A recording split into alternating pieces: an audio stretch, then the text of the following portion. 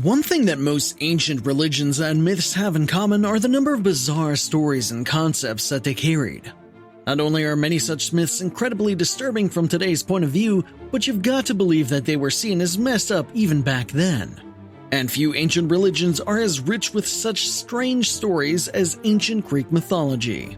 From rescuing siblings out of their father's belly to transforming into a swan to attract a woman, the ancient Greek deities and heroes did some truly absurd things. Here's a look at 8 of the most messed up stories in Greek mythology. Number 1. Pan's Flute. More than just a trickster, Pan was famous for trying to seduce every woman that made the mistake of being anywhere near him. The gorgeous nymph Syrinx had the most misfortune of catching Pan's attention. She repeatedly rejected his advances and tried to get away from him, but he kept on following and pestering her. Eventually, Syrinx had what she thought was a bright idea. She asked the local river god to temporarily transform her into a bunch of river reeds so that Pan would finally leave her alone. Yet in true stalker fashion, Pan proceeded to cut off a branch of the reeds. He then fashioned several panpipes out of the reeds and invented a flute, what we today call the panpipe or syrinx. That way he could always kiss her. We're not clear what happened to Syrinx after that. Did she die? Was she fully restored back to a nymph? Who knows? What we do know is that the modern English word syringe comes from Syrinx's name because the pipes Pan made from her body were syringe-like. Number 2. Leda and the Swan. Zeus has to be one of the biggest perverts not just in Greek mythology but in all of the world's mythologies. He was constantly lusting after mortals and immortals and did some bizarre things to get them. Like the time he transformed into a swan to seduce the mortal woman Leda. Why a swan? No idea, perhaps Leda was into that sort of thing. Curiously, Leda gave birth to 2 sets of twins after her affair with Zeus. Or more accurately, she laid the eggs from which they hatched. One of those children was none other than Helen of Troy, the most beautiful woman in the world and the cause of the Trojan War. Number 3. Dionysus' curious birth. Semele was a devout worshipper of Zeus, and the lustful god promptly fell in love with her after watching her sacrifice a bull on his altar. He transformed into a mortal and slept with her quite a few times. Semele eventually became pregnant. Zeus's wife Hera finally noticed his new affair and grew furious as per usual. Instead of taking her anger out on Zeus, however, she decided to punish his lover, also as per usual. Hera transformed into a human woman and befriended Semele. After a while, she managed to gain her trust and asked who the father of Semele's unborn child was. Semele told her that it was Zeus in mortal form, but Hera pretended to doubt it. Hera told Semele to ask Zeus to reveal his true form to her and prove he really was a god. Zeus had sworn an oath to his new lover that he'd always do whatever she asked, so when she asked to reveal himself, he came to her in his true divine glory. Being just a mortal, Semele couldn't handle seeing Zeus and she burst into flames and died on the spot. And things get even weirder from here. As Zeus didn't want to lose his unborn child, he took the fetus from Semele's burning womb and placed it in his own thigh. Essentially, he would carry out the rest of the pregnancy himself. Why the thigh and not any other part? We're not sure. Regardless, when a full 9 months had passed, Zeus's thigh gave birth to his new son, none other than the god of wine and festivities, Dionysus. Number 4. Cronos swallows his children. The ancient Olympians weren't exactly a model family, and that was clear right from the get-go. Cronos, the titan of time and husband of Gaia, was so obsessed with power that he castrated his father Uranus to stop him from having any other children who could challenge Cronos' claim to the throne. But Cronos didn't stop there. He didn't want any of his children to threaten his rule too, so he swallowed them one by one, all except Zeus, the last born whom Gaia hid from him. This allowed Zeus to grow up in secret and then go on to challenge his father. Not only did Zeus manage to win and cast Cronos out, but he also forced Cronos to disgorge his siblings. Together, Cronos' children imprisoned him in Tartarus, and so began the rule of the Olympians. Probably the weirdest part of this whole myth is that there are some Hellenic traditions that believe the period of Cronos' rule was actually a golden age for mortals. Number 5. Ixion impregnates a cloud?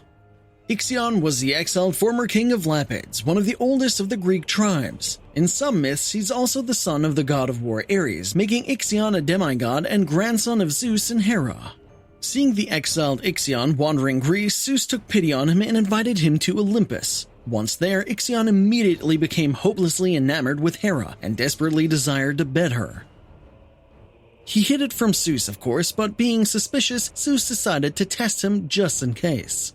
The test was very simple. Zeus took a bunch of clouds and reshaped them to look like his wife, Hera. Ixion failed the test. He jumped on the cloud and somehow managed to impregnate it. Furious, Zeus cast Ixion out of Olympus, blasted him with a bolt of lightning, and told the messenger god Hermes to bind Ixion to a giant spinning wheel of fire. Ixion was forced to spin and burn through the heavens until both he and his wheel were sent to Tartarus, the hell of Greek mythology. And what of the impregnated cloud? It gave birth to Centaurus, a man who, for some inexplicable reason, went on to have sex with horses, which then gave birth to centaurs, an entirely new race of half-men and half-horses. Number 6. Erysichthon's Hunger. Meet Erysichthon, an incredibly rich person who amassed his wealth by not caring for anyone other than himself, including the gods themselves. Erysichthon wasn't one for worship and routinely neglected his relationship with the gods. One day he crossed a line, however, by cutting down a sacred grove to build another feast hall for himself. This act of blasphemy angered the goddess Demeter, and she cursed Erysichthon to never be able to satiate his hunger. This curse forced the greedy man to begin eating everything he came across. He quickly went through all his wealth and even got to the point of trying to sell his daughter for more food. In the end, having lost everything he owned and still starving, Erysichthon had no other choice but to start eating his own flesh, and in doing so effectively killed himself by eating himself. How's that for messed up? Number 7. Athena's Birth. Zeus had an affair, this time with an oceanid nymph named Mete.